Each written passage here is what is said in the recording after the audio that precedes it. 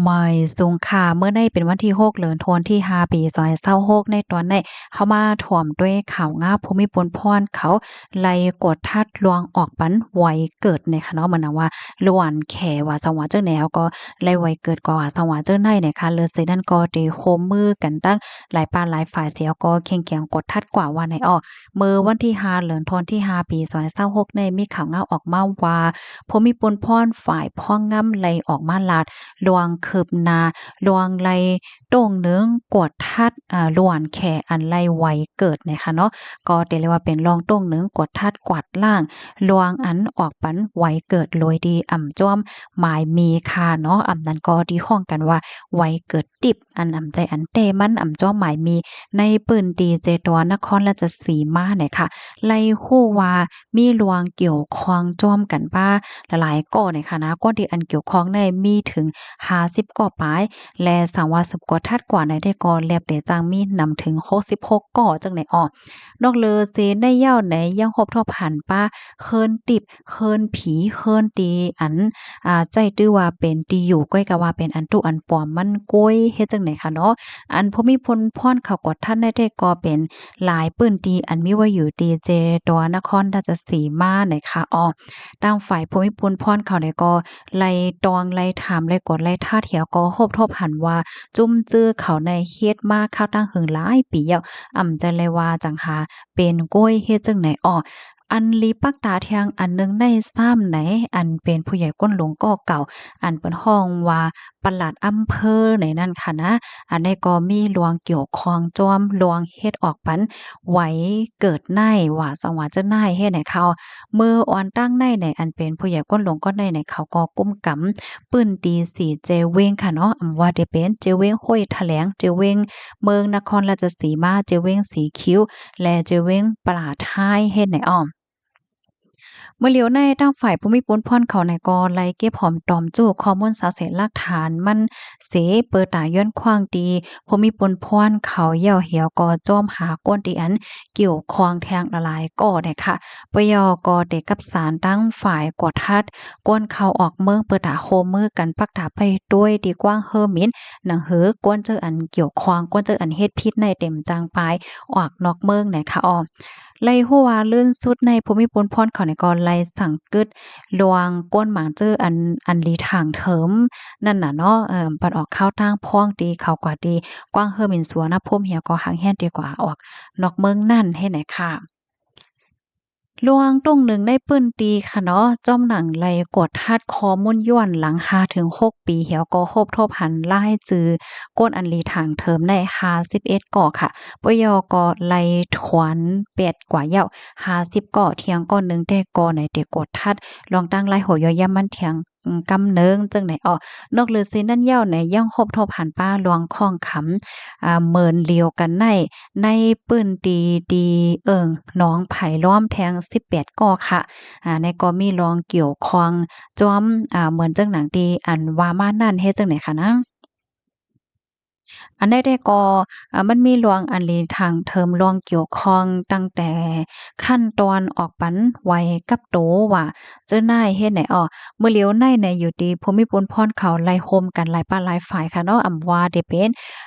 ฝ่ายต้องถามคึกต้อน DSI ว่าฝ่ายกวดทัดกวนเขาออกเมืองว่าแล้วเจ้าเนี่ยค่ะเปิดกดทัดลองเซ็นใส่หมายกวนวันกวนเมืองได้ปัดปื้นโตเมืองค่ะ 8 ปาก78เจเว้งไหนปยก็ให้ภูมิพลพรฝ่ายลุ่มเจเว้งเขาในตื้อเข็งแข็งลวงหับเหมือนเจิงว่าก้นเอากันมาหนังว่าก้นที่อันเตนะเฮิรนจอมก้นท่าเหี่ยวก็กว่าลงลายมือเอากันอันเปิ้นฮ้องว่าจดทะเบียนสมรสเนี่ยค่ะปยก็ลองออกปันไว้เกิดลูกอ่อนว่าสังว่าเจ้าในเนี่ยค่ะสังฮบทบหันภูมิพลพรตีอันซื้อโยต่อนากาเสียวก็มีลวงเกี่ยวข้องจอมจึงในประวัติเนี่ยจึงที่เอาตั้งผิดกว่า หนังได้ว่าให้ไหนเปิดตาสร้างลวงมั่นใจในเปิงฐานข้อมูลและลวงมันกึ้มของวานเมืองไหนค่ะตั้งฝ่ายภูมิพลพรเขาก็คาล่ำว่าได้มีลวงเปิด ลองเฮ็ดตั้งซังลองกดทัดลองติ้งยอบในให้ปอกกำใน10กว่าจังไหนค่ะข้อมูลตอนในคาเลปีมาที่ห้องการข่าวไทยรัฐนิวส์โชว์ต่างไว้ในพี่น้องค่ะถ่อมข่าวงาโหนในเอาหันถึงจังหือพองก่อมหัวค่ะอันแค่ว่าได้แต่ก็มื้อเหลียวภูมิพลพรเขาก็ไว้นักเหนือลวงเจอในเสียวแลไหนเตสืบทัดกว่าน่ะเนาะมันติมีเหมือนจังว่าก้นหมางก็ได้ไรเกิดแต่ย่อก็มีส่วนไรย่อก็เฮ็ดไรวัดไรไว้มาโดยที่เจ้าหมายมีว่าสังว่าเฮ็ดจังนั้นค่ะนี่พี่น้องเฮาค่ะแค่ว่าเฮ็ดนั้นยาวหน่อยค่ะลูกดีข่าวง่าโหนได้เห็นแล้วกำได้เฮาค่ะมารับถ่อมด้วยข่าวเที่ยงตอนหนึ่งค่ะห้องการลงป้ายปิ่งหยาของเสียวขึ้นจึงได้จัดปางมอบไว้ผ่านป้วนจันและโคงเฮียนปกป้องนำกัดโคจุบที่2เมื่อวันที่4เดือนธันวาคมที่5ปี2026ในอยู่ดีห้องการลงฝ่ายป้ายปิ่งหยาของเสียวขึ้นจึงได้ไล่อ่อนโหเฮ็ดปางเกียวยืนมอบไว้ปันลูกเฮียนโฮงเฮียนเจอจาดเจอผ่านป้นจันแลโคงเฮียนปกป้องนำกัดโคจุบที่2ตีโคงเฮียนจันกลางหวานปงจะเวงนำจางเมืองใต้ปอดจานวันไหนค่ะในปางแก้วในมีสังฆาเจ้าแลนางเหลินค้ำโหเปาจุ่มนางยิ่งขอเสียวขึ้นจึงได้อีกผู้ใหญ่ก้นหลงผู้กวนของการหลวงผู้กวนตับจุ่มผู้กวนตับกวางและแขกเคิกต้อนเวียงผีป่อแม่ลูกเห็นคืนฮอดตั้งนำเสจมหนังขับหมายปางเกียวไม่นันข้าวยาม8 โมงครึ่งโคสอนและลูกเห็นอีกพี่น้องแขกเขาเอาดีอยู่ที่ในปางแก้วไว้นั่นผู้ใหญ่ก้นหลงฮอดถึงมาที่ในปางแก้วนั่งเหลินค่ำโหเป่าจุ่มนางยิ่งขอเสียวขึ้นจึงได้หมอกลัดคอความปืดปางกว่าว่าการเล็บเฮียนป้ายปิญญาในอ่ำใจกูลวงปนตาจัดปานวานในเสตาเป็นลวงตาเข้าออกในตรงวงเย้าป้ออ่ำมีป้ายปิญญาเตอ่ำจางว่างเพียนปนตาจัดปานตรงวงเจอจาเท่าไหลป้ายเฮียนสวนในเตออนเอาโตเจ้าเก่าคืนถึงเยื่องหมายไหลไหนตื้นหยุ่มยำไว้อยู่สังมอลิกไล่ก็อำไปกลุ่มโทนไลเตไลหมอป้าไล่ว่วนให้ป้อเป็นมาไลพ่อนหลีปนตาก้นตั้งนำนั่นอยู่ตาเตเฮียนสวนไลมาในเตไลยุกยวงนำใจป้อแม่ลูเฮียนเย้าป้อแม่อำปองใจก็เตอำเฮ็ดหากำจอยให้ป้อไลเฮียนไลสวนย้อนก็เปิ้นนั่นแหละโหลไลมีลองเยื่อนกันลองคัดใจเสต่อสู้ลองตั้งอย่าเพิดนั่นกว่าเทียงเลอนั่นยาวไหนเตไลขอบใจจุ้มคู่อันไลคัดใจปกป้องเฮียนสอนปันให้หนอเตียนคือป้อเตโฮหมอป้องใจนั่นยาวหมอกลาดกว่าหนังไหนในอ้อไหว้เสนั่นยาวเจ้าชาอ้อเจย่าวัดจอมร้อยเวงเมืองตอนปันคอสั่งสอนอ้อวาต้า3คอว่าให้หมอโคตาเตโฮไลว่าเป็นก้นโฮอำโคนั่นให้ด้วย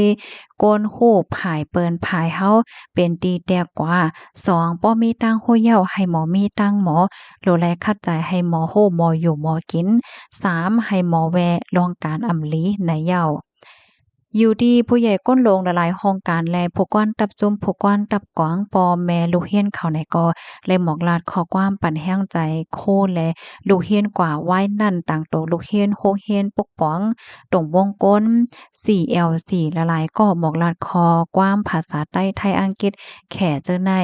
ไหว้ตอนหมอกลาดคอความยาวจังมีการมอบอับไหวปันโคและลูกเฮียนเหมือนเจิ้งหนังจุ้มคู่สอนหมอสอนโรงเรียนปกป้องนำกัดโคจบที่2ค่าลูกเรียนโรงเรียนปกป้องตรงวงกล 4L4 ง่าลูกเรียนอันผ่านป่นจันกลางจันเก่าในอ้อมจ้าลูกเฮียนอันผ่านป่นจันเงาจันหกเจอในเยาสีลูกเฮียนตั้งเสียงขึ้นสืบห้องเปล่าคอกินก่าวกะติสัจจาลูกเฮียนกว่าอยู่ยาวไว้นั่นกอแกมโพจัดการป้ายเป็นหยาของเสียวขึ้นจึงได้โคจายเหลินเลี้ยงและหมอกลัดคอความปิกปางเกียวสีผู้ขึ้นฮอดตั้งเสียงอ่อนกันสืบกันต่อสังฆาเจ้าเย่าปางเกียวมอบอาบไว้ผ่านป่นจันปีการเฮ็น225 226เป็นอันเยี่ยวตัวหลิงงามกว่าหน่อยค่ะคอมมอนตอนในคาลิปีมาที่ห้องการข่าวใต้ร้อนแล้วต่างไว้หน่อยค่ะอ้อค่ะพี่น้องค่ะถ่อมกันอยู่ที่ไหนตั้งไหลต้องตักกันมาลายหน่อยค่ะเนาะไม่สูงค่ะ